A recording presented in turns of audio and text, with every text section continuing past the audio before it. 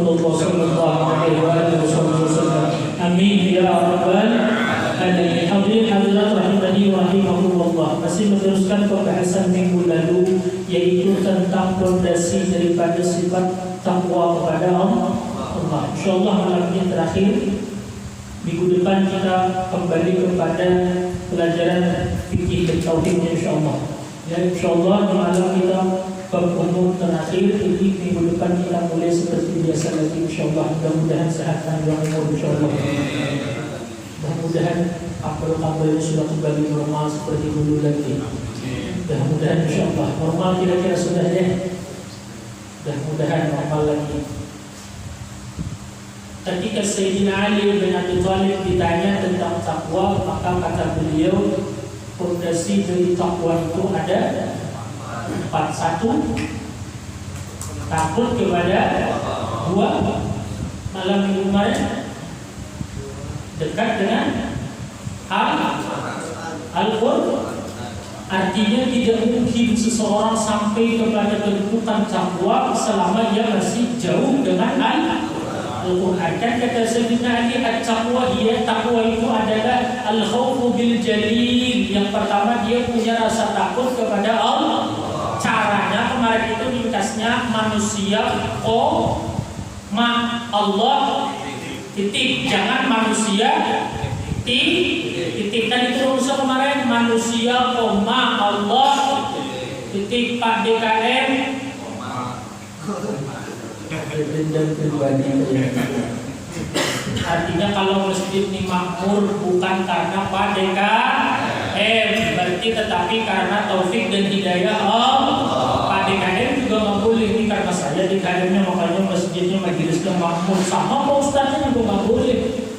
Oh ini gara-gara saya Ustadznya makanya yang hadir banyak. Coba ganti, bukan saya, bisa nggak ada yang hadir. Oh itu berarti manusia Pak Ustadz harusnya Pak Ustadz tetap ya, tetap sama Pak DKM. Jangankan Pak DKM, Pak Ustadz jadi berani. Tidak boleh ada perasaan itu. Kenapa tidak boleh? Karena kita tidak akan takut ujung-ujungnya kepada Allah. Pasti akan takut. Misalnya kita patah, di majelis ini makmur karena Ustadznya. Boleh saja jadi sabab, tapi jangan jadi keyakinan. Sababnya Ustadz ini, sababnya penceramahnya ini, lalu orang banyak datang. Tapi tidak boleh titik, koma. Tetapi yang menggerakkan hati orang datang tetap taufik dan hidayah Allah. Karena kalau titik di situ, ini kalau begini Ustadznya nggak bakalan ramai nih, maka takut banget dia kalau Ustadznya jadi. Karena khawatirnya jamaahnya dikit. Karena dia titik di situ. Coba kalau dia koma, siapapun Ustadznya, kalau Allah yang beri taufik hidayah pasti datang. Itu keyakinan supaya muncul sifat takut kepada Allah. Rumusnya sederhana, manusia koma Allah. Yang hati tadi bingung, manusia koma Allah ini kayak apa itu? Saksikan di channel YouTube DKM subscribernya kurang lebih hampir 1 juta. Hampir. Berapa kurangnya hampir. Ya. Tapi subscribernya banyak yang dapat duit kita yang belum.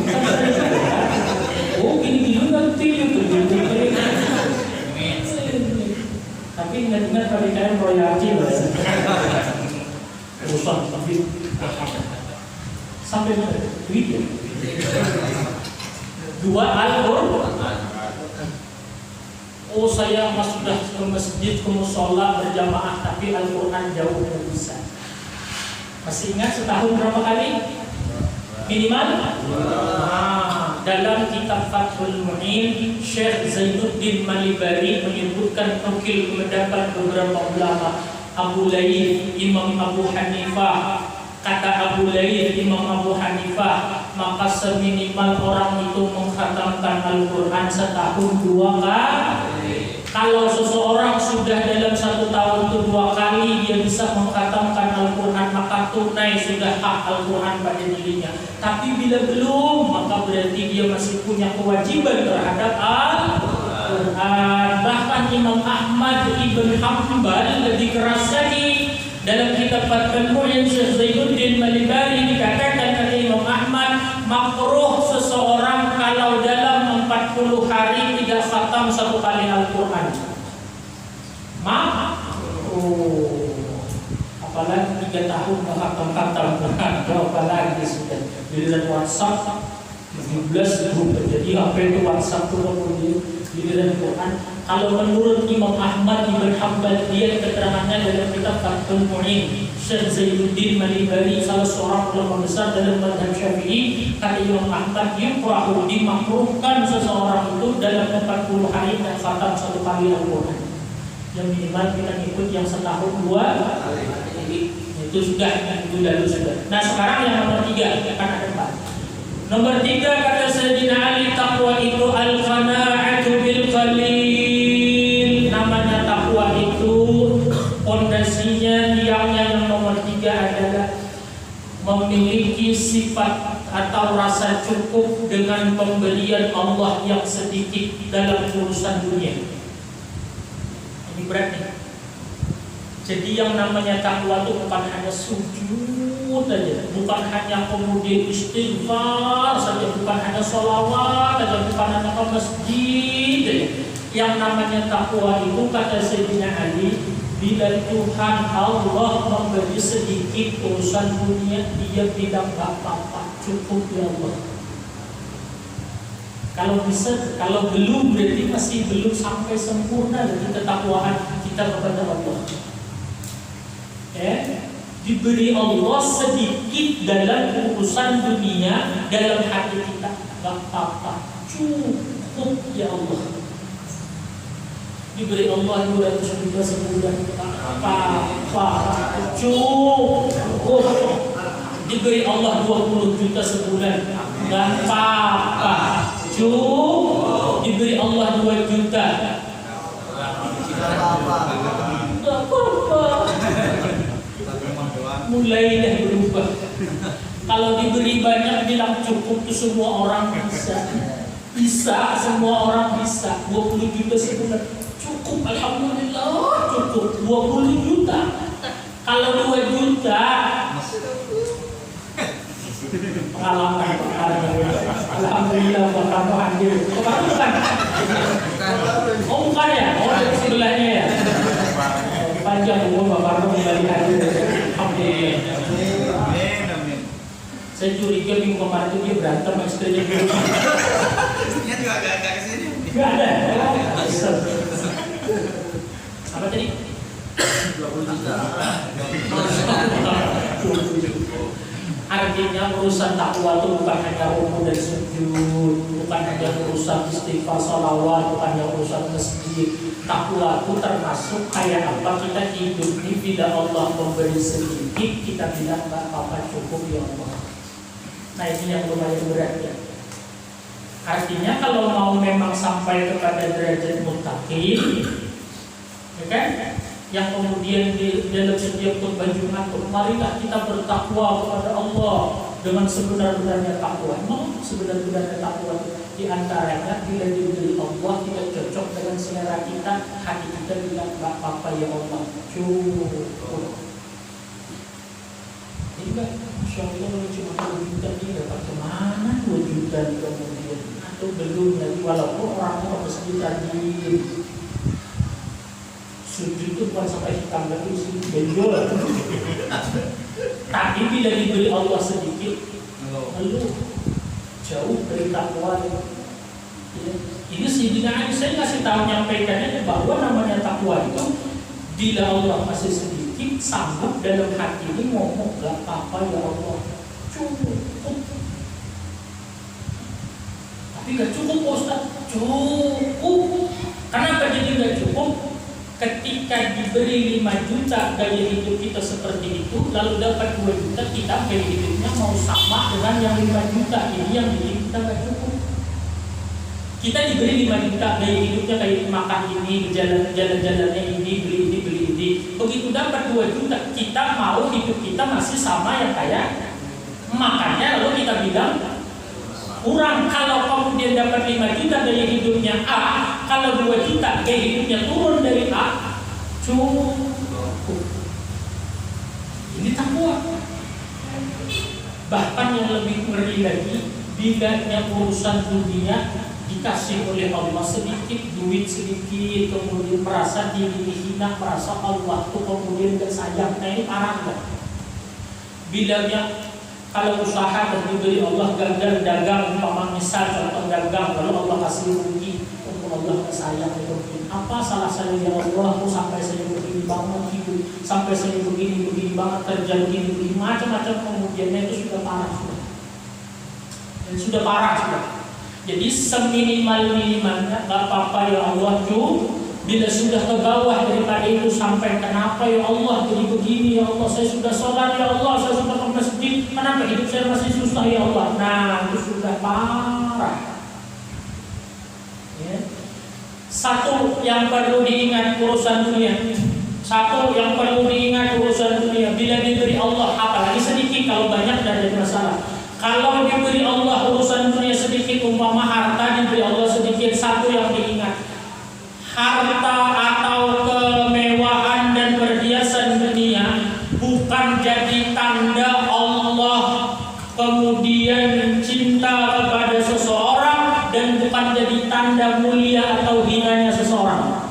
Nomor satu yang perlu kita ingat nih, supaya bisa dalam hati bila Allah kasih sedikit, gak apa-apa ya Allah, cukup. Nomor satu, mulia dan hinanya seseorang tandanya bukan dari sisi Allah beri harta dia atau enggak, itu bukan tandanya.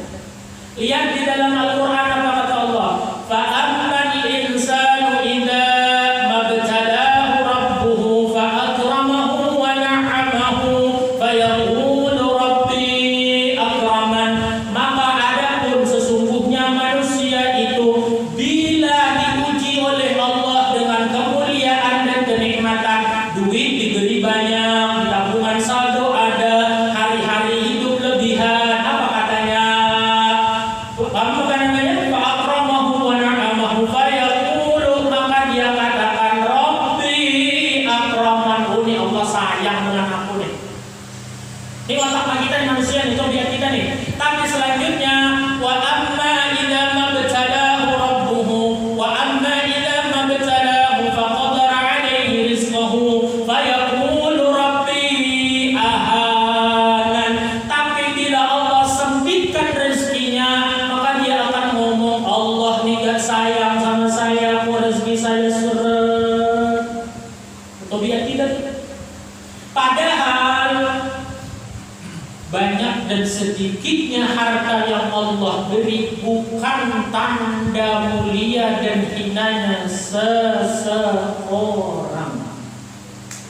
Kita sedang diberi Allah duit sedikit dan jika cukup, makanya biasanya bukan berarti Allah gak sayang dengan kita, cuman perasaan kita pada umumnya seperti itu. Kata Al-Quran, bila diberi banyak fayaqulu rabbi akraman. Oh, ini Allah sayang, ini Allah memuliakan saya, ini Allah kemudian mencintai saya, ini saya dimuliakan Allah. Buktinya usaha saya lancar, bisnis saya untung, tabungan saya banyak. Itu sifat manusia. Tapi bila Allah idza mabtalahu faqadara alaihi rizqahu, kalau rizkinya dibikin sempit, Rabbi ahanan, dia akan ngomong kayak apa? Kayak ini sholat dalam mana-mana, apa aja Allah kok saya masih susah ini. Itu biar kita, biar benar. Hah? Ingat nomor satu, banyak dan sedikitnya harta bukan jadi ukuran kita dimuliakan atau dihinakan. Jangan kecil hati kalau nggak punya harta banyak, karena itu bukan berarti kita dihinakan oleh Allah. Sebaliknya jangan bangga kalau rezeki kita lagi dimudahkan, lagi dilapangkan Allah, karena itu bukan tanda kemuliaan. Fir'aun, Haman, Qarun, banyaknya duitnya mulia lah. Hah? Gak mulia.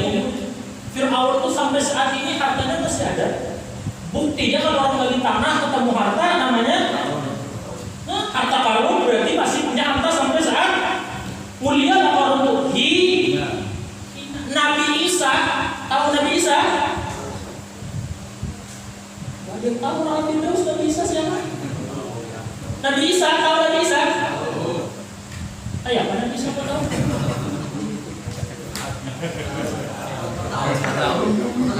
Tahu. Ya kalau tahu kayak apa? Nabi Isa itu hidup Pak, rumah nggak punya, makanan nggak punya. Nabi Isa itu kalau tidur kemudian bantalnya nggak punya. Adalah orang Grand Rahayu sesusah-susahnya tidur sampai di batu. Sesusah-susahnya orang Grand Rahayu tetap spring bed yang bocor itu tetap spring bed juga namanya. Nabi Isa itu rumah nggak ada. Nabi Isa itu kalau mau tidur ada batu, tidur bantalnya batu. Kalau mau makan Nabi Isa itu cari daun yang halal dimakan, kalau mau puasa makan itu. Sampai Nabi Isa itu tempat berteduh ini nggak ada. Kalau hari panas mau berteduh, ini rumah nah di dinding situ ada namanya apa itu? Bukan teras yang ini, yang kalau dulu ada kanopi, yang ininya aja doang nah. Jadi kan diam di bawah sini kan nggak kena matahari dah. Itu diusir Nabi Isa oleh yang punya rumah. Saking Nabi Isa secara dunia nggak ada. Jadi nanti di akhirat kalau ada orang susah ngomong begini, ya Allah saya nggak bisa. Kenapa kamu nggak ibadah? Ya Allah saya hidup susah ya Allah. Jangankan ke masjid, ya Allah saya nyari makan itu susah, makanya hari-hari saya nggak sempat ke masjid, saya nggak sempat selesai nyari makan. Oh kata Allah, datang hamba Isa. Mana susahnya kau dengan Isa? Nah Nabi Isa ini rumah nggak ada, kalau tidur di batu, kalau hujan ya hujan, panas ya panas. Buat bernaung dari kepanasan saja dan diizinkan orang kalau makan daun. Bandingkan mana kamu susahnya dengan Nabi Isa. Kalau saya ya Allah alhamdulillah walaupun nggak makan tidur masih ngorok malam di kasur ya Allah. Oh kata Allah masih susah Isa. Isa masih bisa ibadah, berarti alasanmu nggak diterima. Itu aja nanti hujahnya Allah, argumentasinya Allah di akhirat. Nanti kalau ada orang susah nggak ibadah, datang Nabi Isa. Oh kamu nggak ibadah kenapa? Ya Allah saya penyakitan ya Allah nggak ibadah. Kemudian ada TBC, ada kemudian apa lagi kanker, ada tumor, ada macam segalanya. Datang Nabi Ayub. Nabi Ayub penyakitan sampai belasan tahun. Nabi Ayub sakit kemudian tinggal satunya lagi yang nggak sakit dua lagi lidah sama hati dia nggak kena penyakit lagi, semuanya kena penyakit. Mana kata Allah parahannya dengan Ayub hamba? Kalau hamba ya Allah masih ada lagi makan tuh kadang-kadang masih butuh 2 piring masih habis. Oh kata Allah masih parahan Ayub. Apalagi cuma kepala pusing ke sholat. Oh kata Allah nggak ada apa-apanya. Kemudian datang orang kaya, banyak karyawannya, banyak kabarnya, anak buahnya. Ya Allah saya sibuk ngurusin perusahaan banyak ya Allah, karyawan banyak nggak sempat sholat, nggak sempat ibadah. Kata Allah datang Sulaiman. Sulaiman punya anak buah bukan hanya bangsa manusia, bahkan bangsa jin ikut anak buahnya Nabi Sulaiman. Diatur oleh Nabi Sulaiman. Kalau ada jin mau bikin KTP, ya aja. Itu tambahan dari saya itu. Jin diurusin Nabi Sulaiman. Penguasa di dunia yang banyak punya karyawan, adalah punya karyawan jin. Masya Allah ya Allah, buru-buru karyawan saya hindar jangan berani ya Allah. Oh masih tuh sibukan Sulaiman lagi, tapi Sulaiman bisa ibadah. Apalagi alasan kita di hadapan Allah?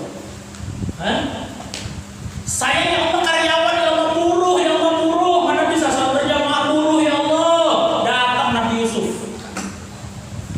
Nabi Yusuf kemudian jadi buruh bertahun-tahun di penjara bertahun-tahun.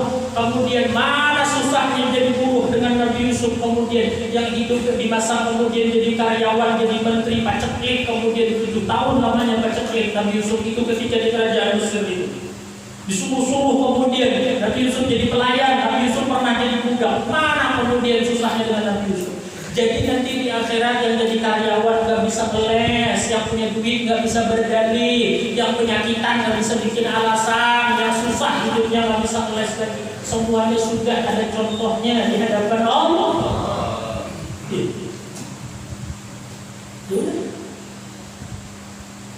Artinya susah dan kaya itu bukan tanda muli, bukan dia Allah lagi sayang rezeki saja lagi lancar. Sampai Nabi mengatakan dalam hadis, Innallaha yu'til mala liman yuhib wa liman la yuhib. Allah kalau ngasih harta kepada hambanya itu baik yang dia cintai kah ataupun yang tidak dicintai oleh Allah, Allah kasih. Jadi urusan harta nih, mau Allah sayang kata hamba itu kata Nabi Allah kasih. Gak sayang pun kalau dia usahanya keras, kekeh dan jalurnya pas, Allah kasih. Ada orang nggak sholat tapi dagangannya laris.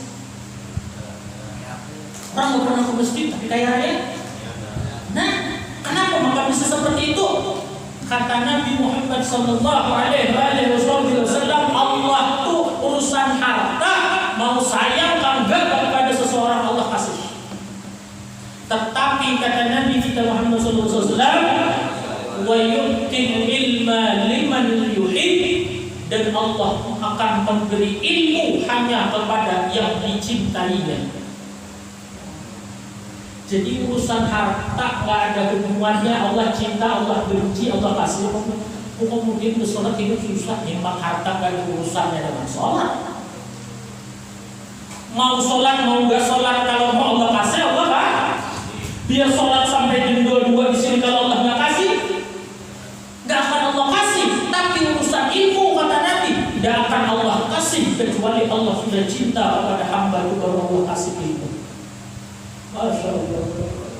Jadi pilih harta atau ilmu? Pilih berilmu dan kaya raya. Tadi mau jawab itu Ustaz, apa salah? Paham? Jadi kalau dikasih Allah sedikit terima. Apa yang dikasih Allah belajar? Kalau mau hidup ini benar jadi muttaqin. Kalau mau memang jadi orang bertakwa, nggak apa-apa ya Allah, cukup ya Allah. 2 juta cukup lah ya kata Allah, cukup ya Allah.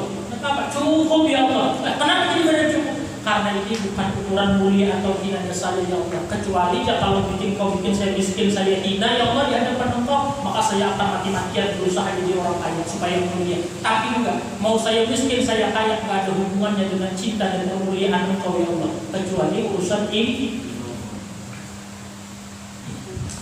Maka lihat, ini Nabi Musnah dalam kehidupan dari Nabi Sallallahu Alaihi Wasallam. Ini hadis sahih daripada Abdullah bin Mas'ud radhiyallahu taala anhu wa arda, hadis riwayat Bukhari dan Muslim muttafaqun alaih. Ya, hadis sahih Bukhari dan Muslim muttafaqun alaih. La hasada illa fi ithnatain, rajulun atahu Allahu malan fasallata ala halakatihi fil haqq, wa rajulun atahu Allahu al-hikmah fa huwa yaqdi biha wa yu'allimuha. Rumus hidup pegang baik-baik. Tidak ada iri kecuali kepada 2 golongan. Tidak baik punya sifat rasa iri kecuali iri kepada 2 orang atau 2 kelompok, 2 golongan manusia. Kita akan punya sifat iri ya. Iri itu boleh, yang nggak boleh itu dengki. Jadi iri itu teman dengki beda. Kalau iri itu misal adalah Pak Parno iri kepada KM punya istri 2.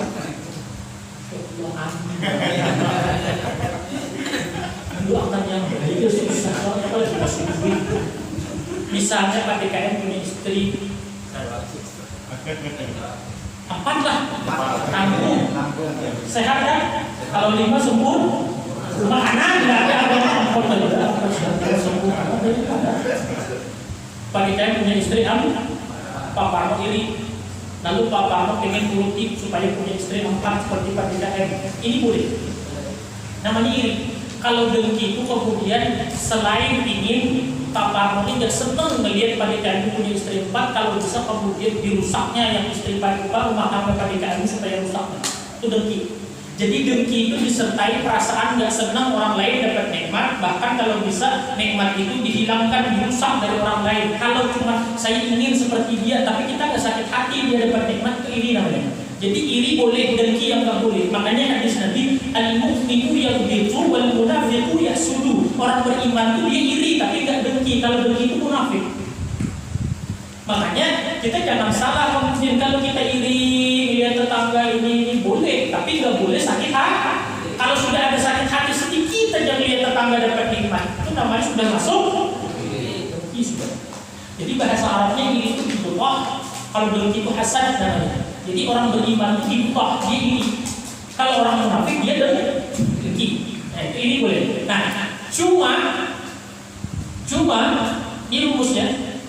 Iri sekalipun kata Nabi nggak baik kalau iri itu kemudian selain daripada 2 ya. Yang pertama kalau mau iri kita, rajulun atahullahu malan, seseorang yang Allah anugerahkan kepadanya punya harta banyak, fasallata ala halakatihi fil haq, dan dipakainya habis hartanya untuk ibadah kepada Allah, baru kita iri. Ada orang duit banyak dipakainya duitnya habis buat ibadah. Ini catatan ini Nabi, hadisnya Sahih Bukhari Muslim dari sahabat Abdullah bin Mas'ud radhiyallahu taala anhu, kata Nabi, iri kemudian la hasada illa fitnatain, tidak ada iri kecuali kepada dua golongan manusia. Artinya kalau iri kepada yang lain itu gak baik. Arti gak baik itu walaupun tidak sampai dosa, karena iri tadi boleh. Iri kepada kain istrinya 4 boleh, tapi gak baik. Arti gak baik itu gak sampai dosa, cuman itu gak dipuji. Kalau mau iri, dan iri yang dipuji oleh Rasulullah, satu melihat orang punya banyak duit, duitnya habis dipakai buat ibadah, baru kita iri kayak itu iri yang dipuji oleh agama. Paham tak? Kalau cuma melihat orang duitnya banyak, lalu dia ke masjid gak kelihatan, ibadah gak kelihatan, kemudian sedekah gak kelihatan, maka iri dengan orang yang seperti itu bukan iri yang dipuji oleh agama, walaupun boleh. Jadi tidak semua yang tak boleh itu dosa, nggak semua. Artinya Nabi menganjurkan gak usah iri kalau melihat orang duitnya banyak tapi ibadahnya nggak kelihatan. Kata Nabi, iri yang kayak gitu nggak terpuji. Paham nggak?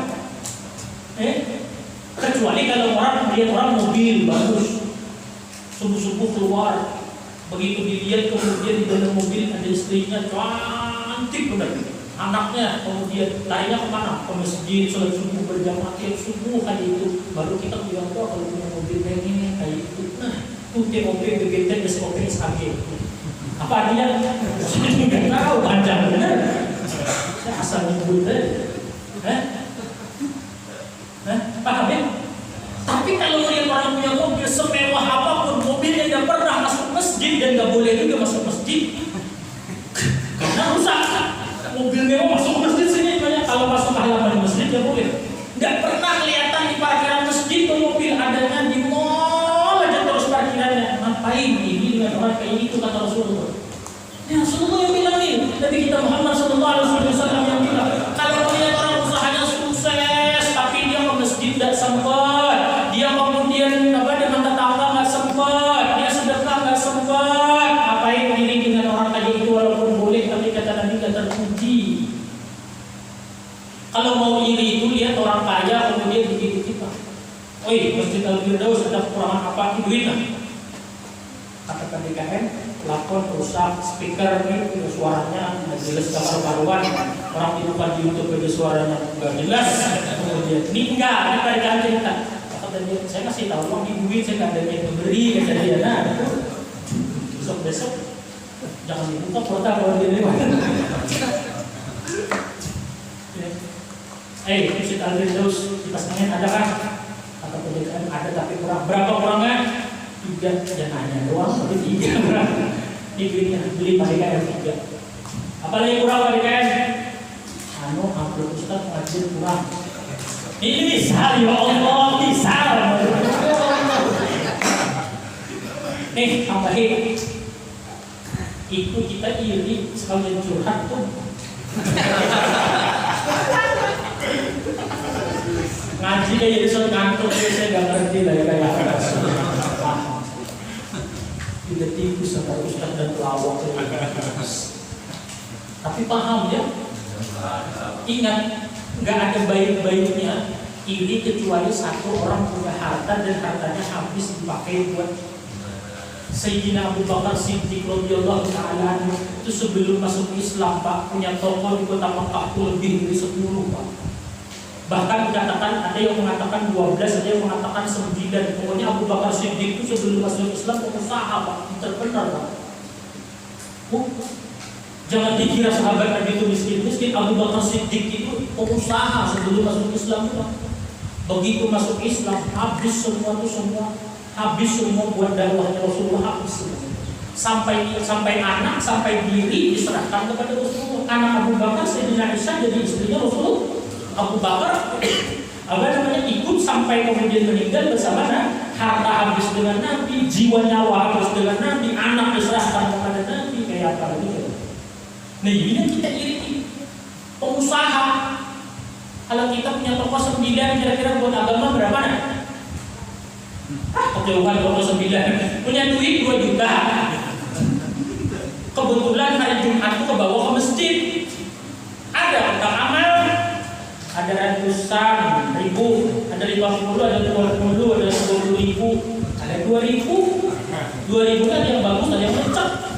Kira-kira yang masuk kotak amal ya?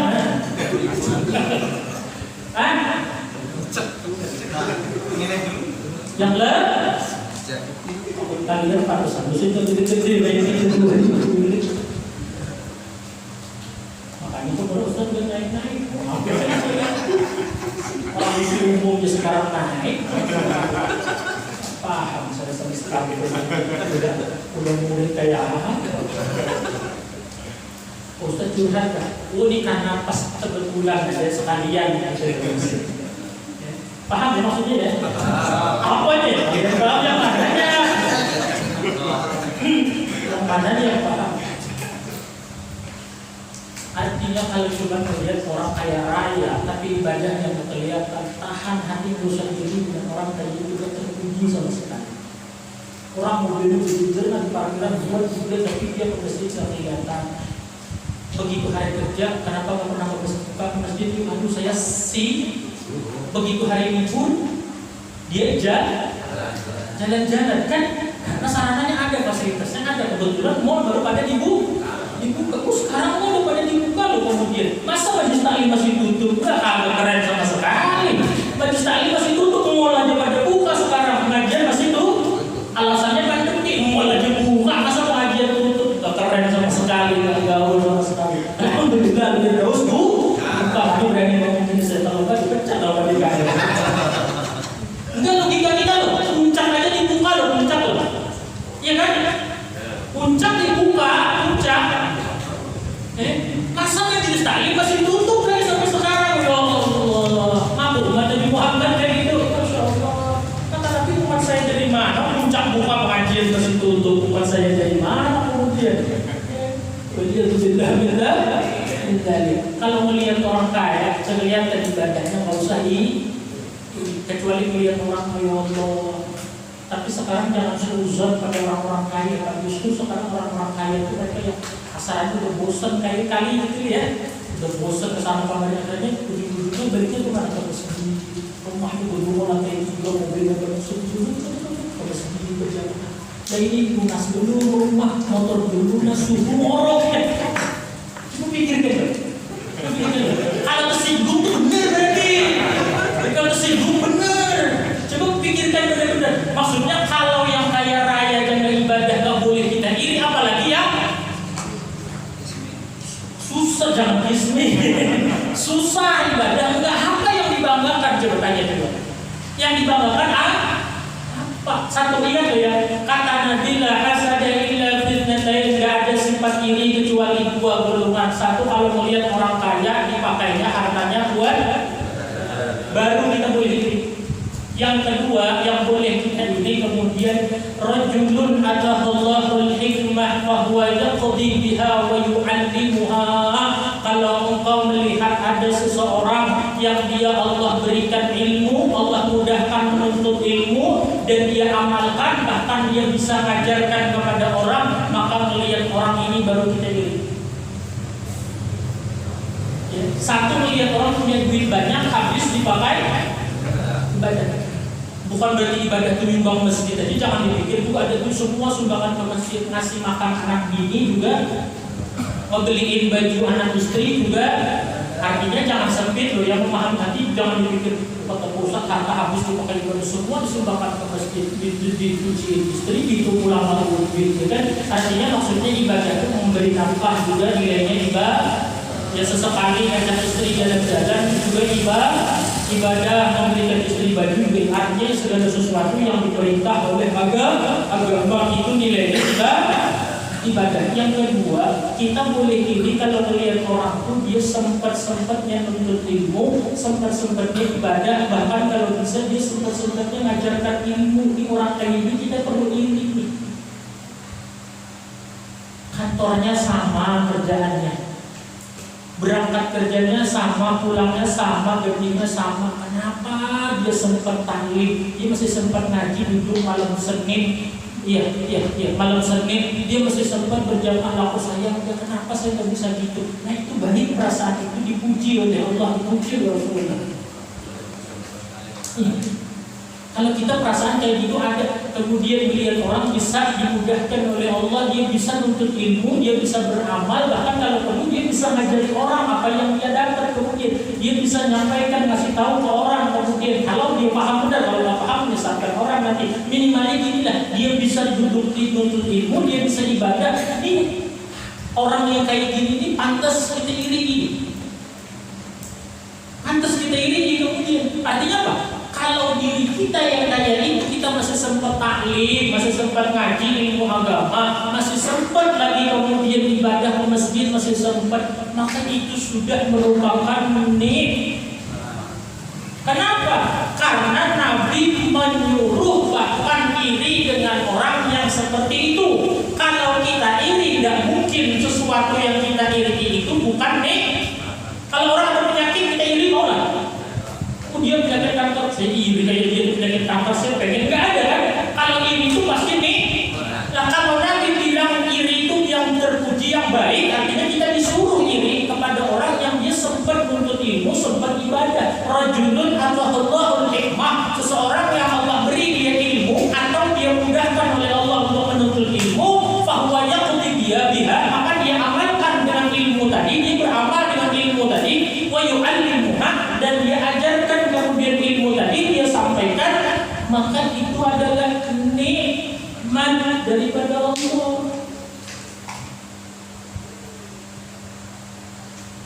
Kalau kita melihat orang kayak itu lalu perasaan kita betul, ya Allah, saya nggak bisa, belum kenapa nggak bisa kayak dia, saya nggak belum bisa ke masjid, padahal saya kerja sama jamnya, liburnya Sabtu Minggu sama, saya jadi libur, pulangnya jam 5, setengah 6 sampai rumah sama, kantornya sama, gajinya sama. Lalu dia sempat subuh ke masjid, saya enggak. Dia sempat taklim seminggu sekali, saya enggak. Saya pengen kayak kenapa saya nggak sempat. Maka perasaan kayak itu bisa diberi ibadah. Dan yang bisa kayak itu harus bersyukur, karena itu merupakan suatu nikmat. Apalagi kemudian ditanggungan sabun 200 juta sudah. Ya kan? Tiap malam Senin hadir bisa, tiap subuh ke masjid tanggungan 200 juta, masya Allah. Ayo sudah. Jangan banyak mikir lagi, kita tambahin di situ yang ada ya kan. Artinya biar kemudian duitnya sudah masih nambah. Paham maksudnya ya? Lain daripada dua ini, gak usah ini, kita tahan aja ini sudah. Melihat tetangga tiap minggu bisa jalan-jalan sama istrinya ke mall, lalu kita buru-buru tiap minggu setahun sekali, dia ribet banget kalau mau jalan-jalan. Kemudian ngapain piring tanya kalau dia ke mall, kemudian bisa nggak sholat zuhur berjamaah, sholat asar nggak dia kalau ke mall itu? Coba saya tanya, kalau ke mall itu kemudian Masya Allah, zuhur, asar, kadang-kadang pulang sampai rumah sholat kan dia, mandi, makan, tidur. Bukan hanya dia, istrinya, anak, lihatnya kita iri lah. Ya Allah, salah kita punya sifat iri kepada orang yang kayak ini. Ke mall tuh kalau nggak kencang-kencang semangat nggak bakalan sholat. Ya, cari di mall tuh, nyari masjid, cari musola, hampir pasti letaknya basement paling bawah dan nggak pakai AC dan mobilnya berbun, airnya kecil banget. Itu hampir dan pasti. Jarang mall yang masjidnya lantai atas, luas, AC-nya paling bagus, airnya kencang, bersih, tempat wudhunya enak. Nah itu. Kecuali nanti orang Grand Rahayu bikin mall, DKM kan samping masjidnya, bikin mall yang di depannya, dibikin apa DKM mall, masjidnya paling atas adalah. Coba aja tanya security di mall kan. Di mana di sini Pak masjid atau musola, Bapak terus turun ke lantai bawah, nanti lantai bawah itu Bapak lagi ke basement, di situ kemudian parkiran lewat, nah di situ ada masjid. Itu kalau nggak kenceng-kenceng, semangat nggak itu yang kita iri. Ngapain kata Nabi iri dengan orang kayak itu? Kemudian boleh kita iri dengan orang yang banyak hartanya, boleh kita iri dengan orang yang tinggi jabatannya, boleh kita iri dengan orang yang punya segala kemewahan, tapi itu nggak nggak disuruh dan nggak dipuji oleh Nabi Sallallahu Alaihi Wasallam. Walaupun nggak dosa, kalau mau punya sifat iri yang ada nilai pahalanya, buat lihat orang kaya tapi dia dipakai hartanya buat ibadah kepada Allah. Dia punya duit umrah, dia tiap tahun, masya Allah. Dia punya duit orang tuanya dia umrahin. Dia punya duit orang tuanya dia korbanin. Kemudian, ya kan? Pas berkorban, mau korban nih. Saya tadi kayak korbanin orang tua saya. Kata tadi kayak korbanin orang tua. Iya kan? Masa orang tua itu mau dikorbanin? Enggak, maksudnya dia sakti atas nama orang tua, bukan orang tuanya yang disembelih dikorbanin, bukan. Cuman ngomongnya saya korbanin orang tua kemudian. Ya.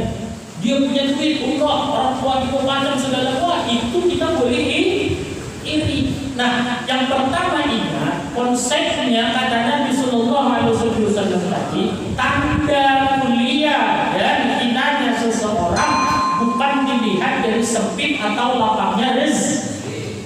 Sempit rezeki belum tentu kita hina, lapang rezeki kita belum tentu saat itu Allah senang dan memuliakan kita.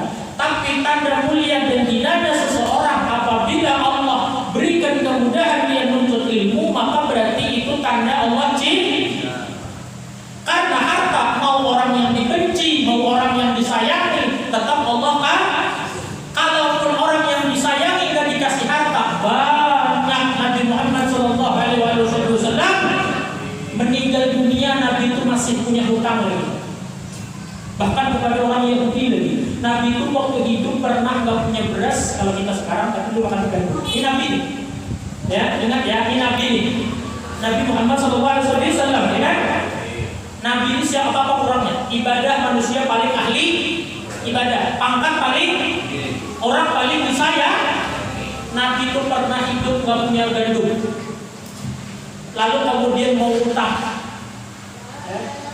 Jadi Nabi itu hidup nggak pernah punya gandum buat dimasak. Lalu Nabi kemudian pengen utang ke orang Yahudi, gandum nggak dikasih. Rasulullah.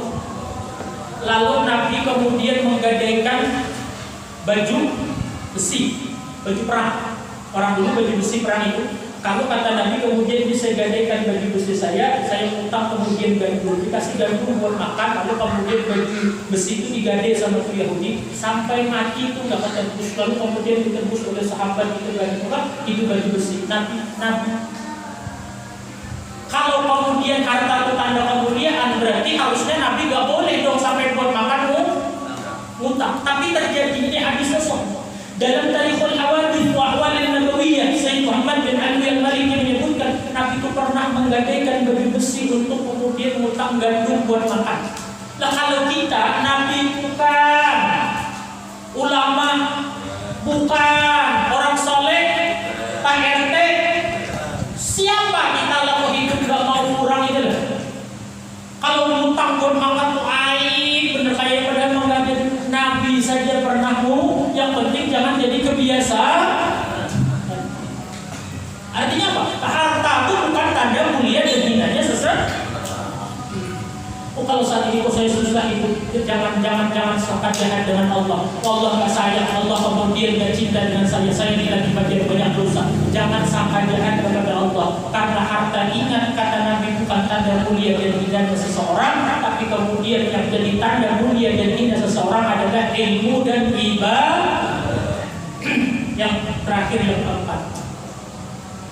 Jadi yang ketiga ingat, kalau mau takwa itu bukan hanya sujud, bukan hanya di masjid, bukan hanya di atas sajadah, bukan hanya di tangan tasbih, tapi lihat sikapnya ketika dikasih urusan dunia sedikit. Sanggup kan dia ngomong, gak apa-apa ya Allah, cukup. Gak apa-apa ya Allah, cukup. Yang keempat, yang terakhir, kalau fondasinya tiang orang takwa itu adalah al-isti'dad liyaumir rahim. Dia selalu berpikir bagaimana mempersiapkan diri untuk menghadapi kematian dan hidup sesudah kematian. Misalnya, besok, kita masuk besok ini tahun ajaran besok kita punya anak yang mau masuk dari SD ke SMP. Ya, kita tahun ajaran baru nih. Kita punya anak dari SD ke SMP. SMP. Kita tahu pendaftaran SMP sekarang berapa misalnya kalau yang swasta? Anggap aja 10 juta. 10 juta, belum kemudian bukunya, belum tasnya, belum sepatunya. Kira-kira kita mempersiapkannya dari kapan? Nabungnya tuh. Ya anggap aja totalnya 15 juta. Yang paling kecil dari TK pindah ke SD, yang paling gede pindah dari SD ke SMP. Kita hitung, mas anaknya masih lagi kelas 6,5, kelas 5,5, artinya masih setengah tahun lagi kan? Kita sudah mikir nih, iya kan? Oh nanti anak saya ini yang gede ini pindah dari SD ke SMP, yang satu TK pindah ke SD, yang TK ini ke SD sekian biayanya, yang SD ke SMP atau kemudian ke pesantren sekian biayanya. Berarti saya perlu duit kurang lebih 20 juta. Maka setengah tahun itu pikirannya lalu saja mempersiapkan yang 20 juta.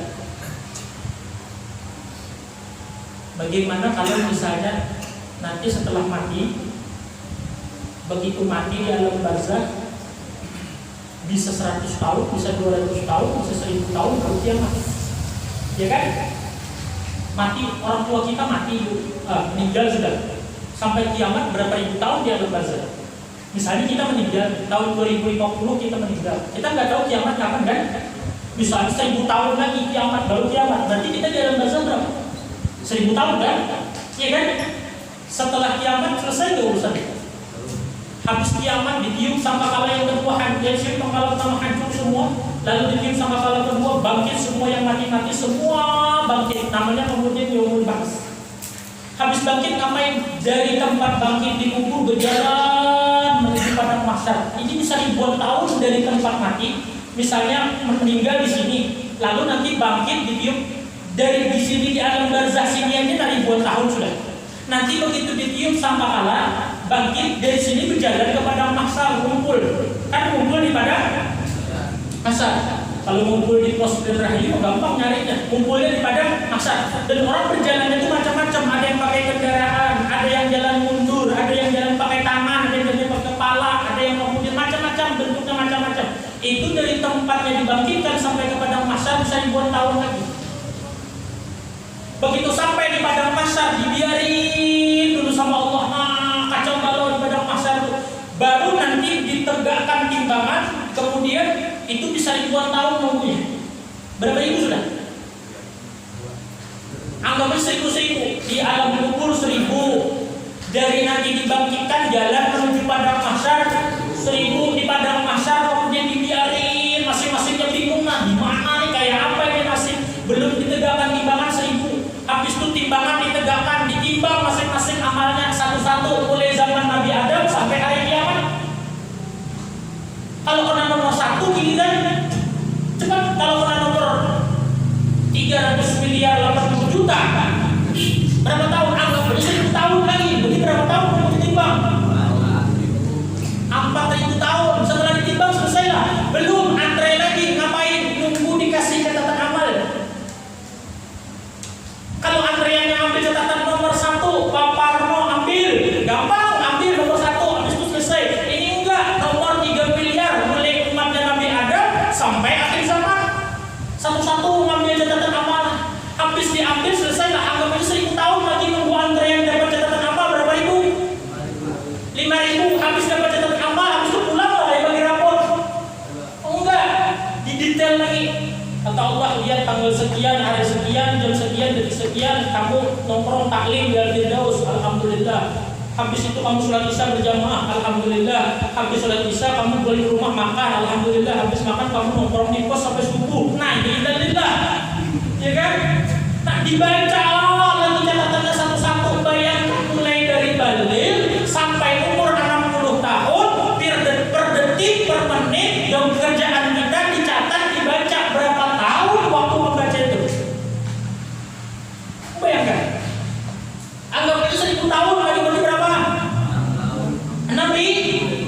Habis selesai dikasih catatan amal, dibaca satu-satu selesai, maka kemudian antre lagi di telaga haudnya Nabi Muhammad SAW. Minum telaga haud, ada namanya satu telaga haud. Anggap itu 1000 tahun berapa? Habis itu kemudian menyeberang di sirat. Kalau kita nyebutin dia Siratal Mustaqim, 1000 tahun anggap aja berapa?